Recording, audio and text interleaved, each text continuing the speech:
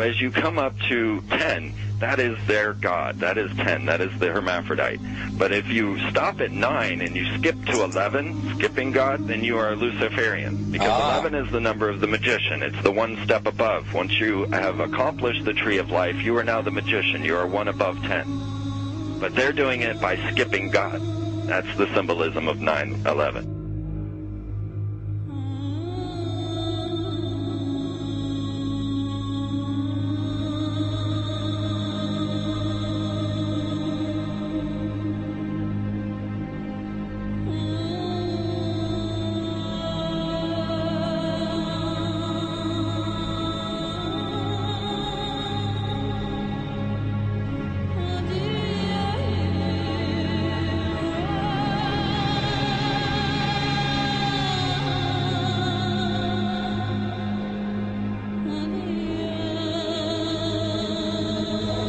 It is a big idea, a new world order.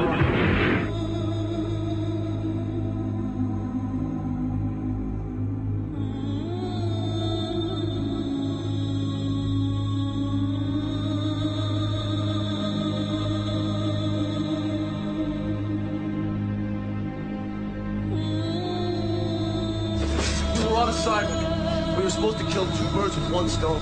In Fight Club, Project Mayhem destroys a giant bronze spherical sculpture. This seems an obvious reference to the sphere at the World Trade Center complex. Trust me, everything's gonna be fine. In a pivotal scene reminiscent of 9/11, we see the destruction of skyscrapers and the change of a skyline. Second anniversary of the 9/11 attack on the World Trade Center, George Bush asked for an $87 billion increase in military spending.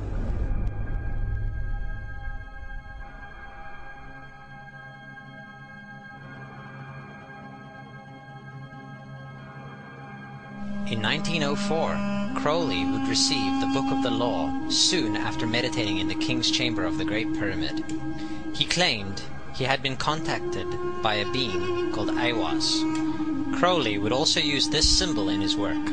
Some of its meanings are said to include a reference to the number 77 in Hebrew and a connection to the god Pan. Crowley made this drawing of a non-human intelligence he saw during a ritual. Synchronous 23 has made the connection between Aiwass and the Wizard of Oz, and has further pointed out the similarities between Crowley's grey alien-like drawing and the depiction of the projection of the Wizard of Oz in the film version. The much overlooked theory has been put forward on the internet that when we are looking at George W. Bush, we are actually seeing Aleister Crowley's grandson. I have suggested that this video footage of George W. Bush reading The Pet Goat, coinciding with the start of the 9/11 mega ritual, is in fact a dedication of the 9/11 mega ritual to the great god Pan by Aleister Crowley's grandson.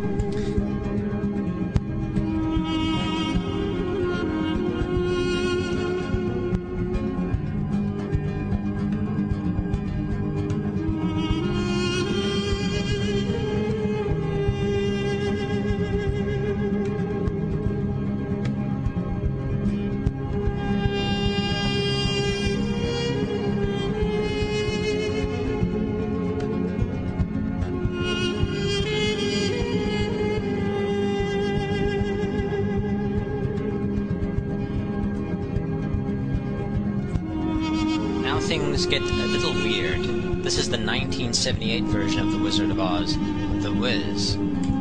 Again we see the Emerald City connected to New York. On arriving at the end of the Yellow Brick Road, Dorothy and her companions go through the circular portal.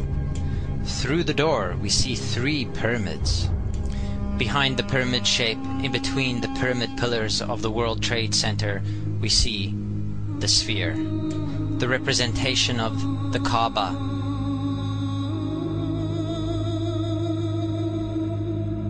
The inhabitants of Oz dance around the sphere in ritualistic fashion. Fashioned in giant letters over the dome of the sphere, we see the word Oz. Oz, symbols of Pan and Aiwass, seen smack at the heart where the new Aeon was ushered in, and where the Stargate was opened.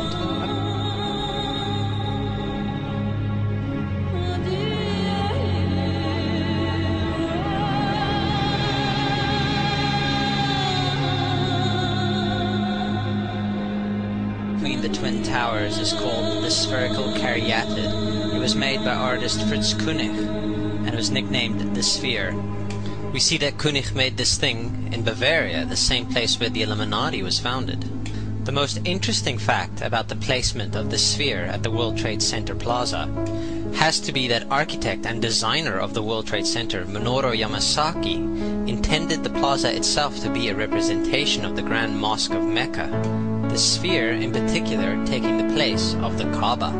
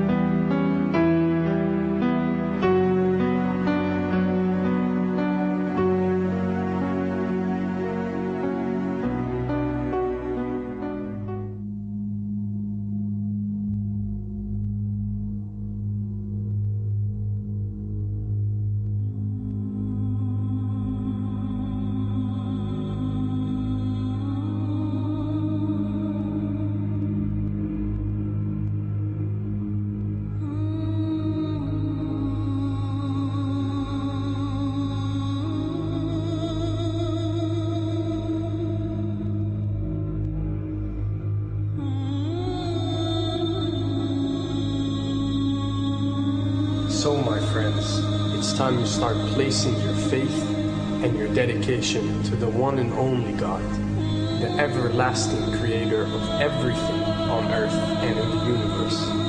He is greater than anything our minds can comprehend. Do you know how many times Muslims are required to circle the Kaaba when they visit it? 7 times, each counterclockwise. Would you like to know why? You see, what binds us as humans to this life and to this dimension and to this earth is the limits of time and space. We are bound to this dimension and this reality through time and space. Hence, if one wants to leave this dimension or leave this reality, he needs to break away from time and space. So when you visit the Kaaba and you rotate counterclockwise, what is this practice actually doing? It is literally helping you elevate your soul and elevating yourself to break away from time and space so you can touch something so unique and so beautiful and so powerful that it changes your life forever. And if you don't believe me, ask anyone who has visited the Kaaba how he or she felt or how their lives have changed ever since.